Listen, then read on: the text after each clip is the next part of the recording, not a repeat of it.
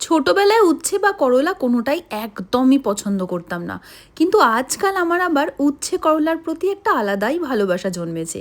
তাই সেটা দিয়েই অর্ধেকের বেশি ভাত শেষ করলাম। আর এই হচ্ছে মাটনের ঝোল আলু, তাও আবার মায়ের হাতে। আহা, মাটন আমি খাই না, তাও মা জোর করে এই পিসটা পাতে দিয়েছিল, যেটা আমি সাইডে সরিয়ে রেখে দিয়েছি।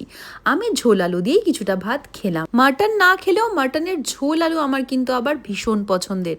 আর এই যে শো স্টপার, ভেটকি মাছের কাঁটা চচ্চড়ি, এটা মা যা বানায় পেঁয়াজ রসুন আদা বাটা দিয়ে, আর এর গ্রেভিটা একদম মাছের গায়ে লেগে লেগে থাকে। তবে সেদিন ভেটকি মাছের কাঁটায় কাঁটা কম, মাছ বেশি ছিল, সাইজগুলো ছিল ভীষণ বড়, আর মাছটার টেস্ট ছিল অসাধারণ।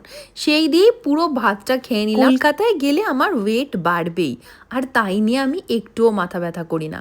এখন ভেটকি মাছের কাঁটা চচ্চড়ি দিয়ে দুপুরের লাঞ্চটা সেরে নিই। ভিডিওটা ভালো লাগলে সাবস্ক্রাইব।